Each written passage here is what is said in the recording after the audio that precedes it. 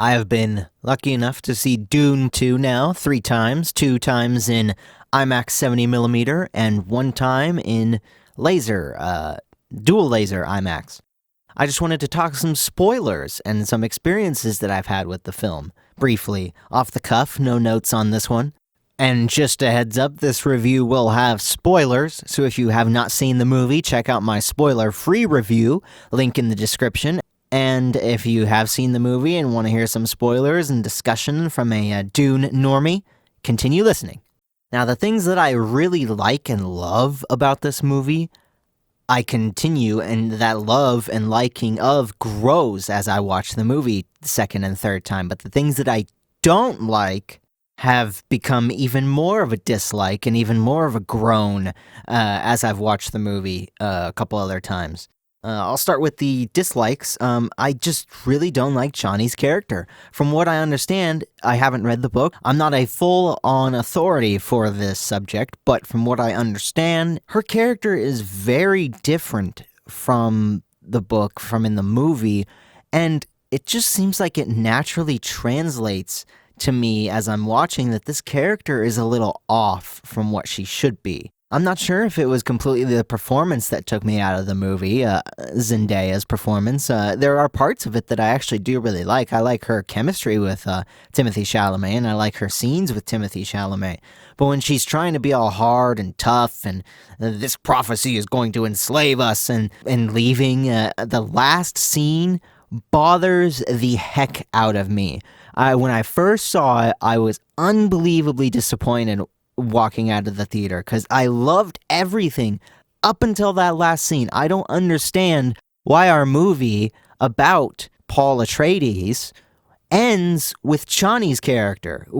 It just was so off-putting and did not seem narratively correct to end on her, and she's gonna go be her own girl and blah blah blah, and the ending was really off-putting for me and left a little bit of a sour taste in my mouth from an otherwise enjoyable film.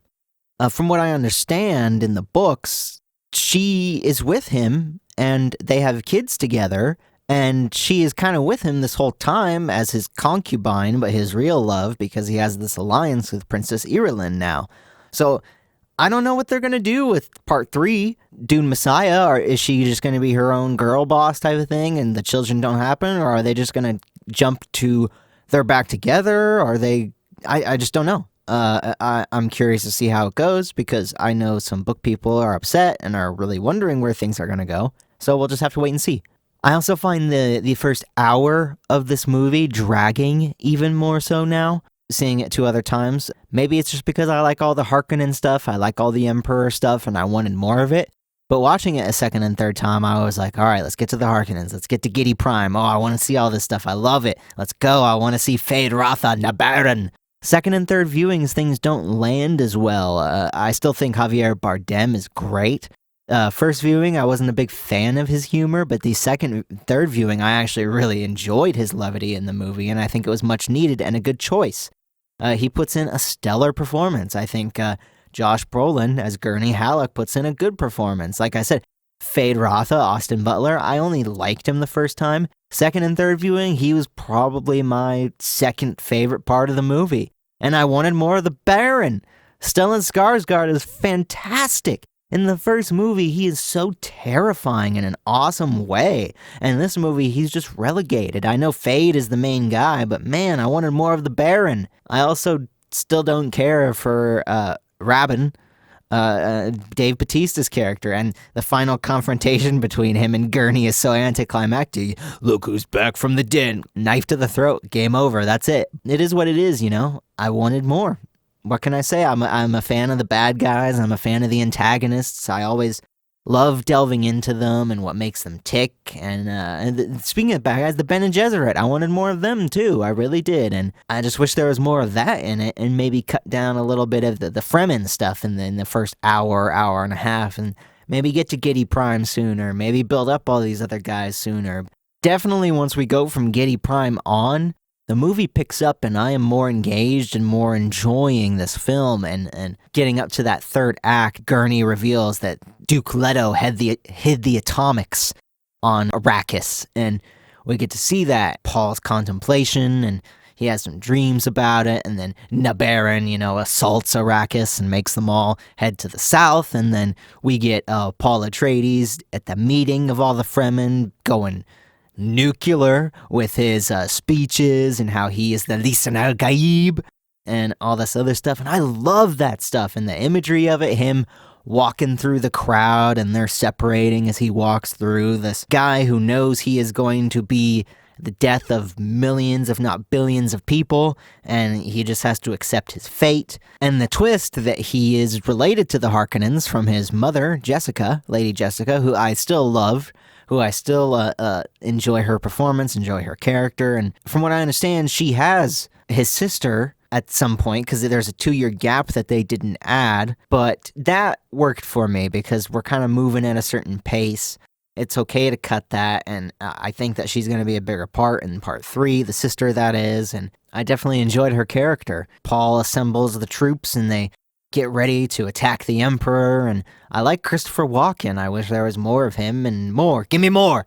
It is what it is, they decided to focus more on the Fremen thing, and Paul's getting into that, which I understand. It's almost like, I wish they tacked on a little bit of that to part 1, maybe up to the naming ceremony or a little less. I'm not sure where I would, cut it, but it would have helped the second part, I think, if that was all, added. And the battle at the end, where the Fremen, attack the Sardaukar and stuff, I liked it, but it was so short, and every time I've watched it since, it feels like it gets shorter and shorter. Like I said in my spoiler-free review, people hype it up to be this huge battle, like Return of the King, like Two Towers that goes on forever. Nah, it's like 10 minutes tops. And it's cool and it's semi-epic, but it's not as epic as those movies. It's just, I wish there was more to it. I wanted more, absolutely. That's one thing that I can say about this movie. I wanted more. At first, I thought that was a positive because it made me want a sequel, but now I'm not so sure.